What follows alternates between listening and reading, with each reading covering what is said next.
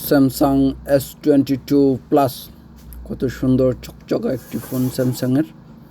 তো এটার ডিসপ্লেটা ভেঙে গেছে, দেখেন। আমি এখন অরিজিনাল ডিসপ্লে চেঞ্জ করব।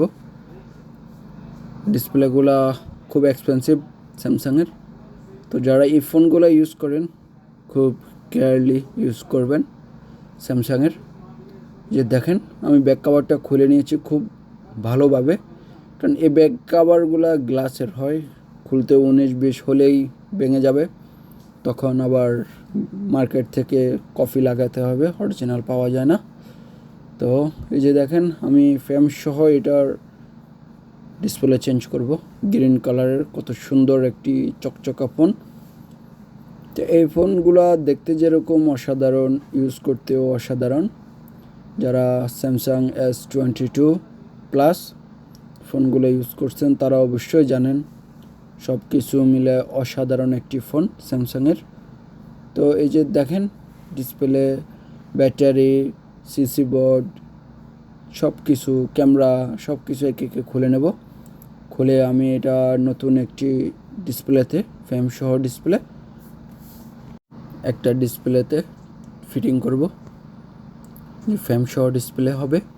আর স্যামসাংয়ের ফ্রেম সহ ডিসপ্লে, অরিজিনাল ইউকে ডিসপ্লেগুলো ফ্রেম সহই আসে। যে দেখেন, ব্যাটারিটা খুব সুন্দরভাবে খুলে নিয়েছি, খুলে আমি এটাকে সোজা করে নিয়েছি। এই যে দেখেন নতুন ডিসপ্লে। তো এটাতে আমি এখন সব কিছু বসিয়ে নেব সুন্দর করে, A to Z সব কিছু লাগিয়ে নেব, লাগিয়ে ফিটিং করব।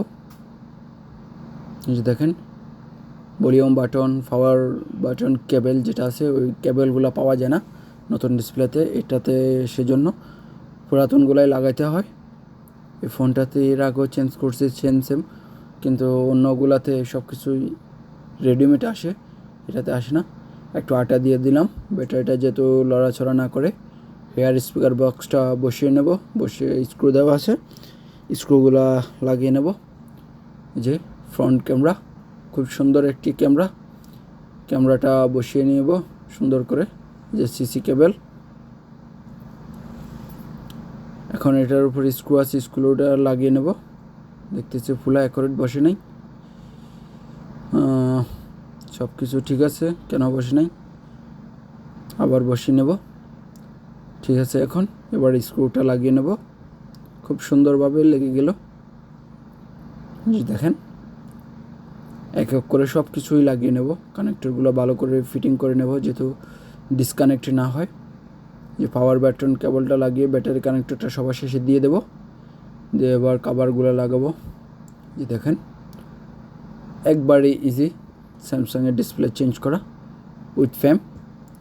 উইদাউট ফ্রেম ফিটিং করতে গেলে একটু ঝামেলা হয়, আটামাটা আবি অনেক কিছুই লাগে, চাপ টাপ প্রেশার টেশার পড়লে নষ্ট হয়ে যায়।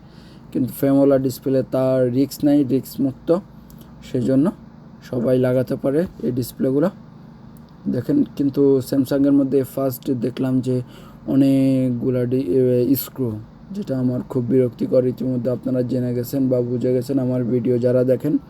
তো স্ক্রু খোলা লাগা এটা একটা বড় ধরনের সমস্যা। একে একে সবগুলাই লাগিয়ে নিচ্ছে, কিচ্ছু করার নাই, লাগাতে হবে, না হলে সমস্যা। তো সবগুলা লাগানোর পর আমি এটাতে আটা লাগিয়ে নেব। আপনারা চিন্তা করতেছেন চেক করার আগে কেন আটা লাগালাম, এটা একটা প্লাস পয়েন্ট। তো আসলে একটা জিনিস কি, এই ইউকে ডিসপ্লেগুলো, অরিজিনাল ডিসপ্লেগুলো কয়েক ধাপে চেক করেই আসে, সেজন্য চেক করার প্রয়োজন পড়ে না। তো এই যে দেখেন, আমি রাবার পেঁচিয়ে চারোপাশ ভালো করে মুছে নেব। রাবারগুলো ম্যাক্সিমাম ঘন্টাখানেক রাখবো, আটাগুলো শুকানো পর্যন্ত। যে দেখেন, অন হয়ে গেছে অলরেডি। তো এটা আমি চেক করেই দিয়ে দেব, কারণ এগুলো চেক করা লাগে না, যদিও এই ফোনগুলা অনেকবার চেক করে এগুলা ফিটিং করা হয়। ইউকে ডিসপ্লেগুলো অন্যান্য কান্ট্রিতে আছে কি না জানি না, ইমারাতে এই ডিসপ্লেগুলো চেক করার কিছু নাই, খুব ভালো কাজ করে এগুলা ইউকে ডিসপ্লে। দেখছেন সব কিছু ঠিক আছে।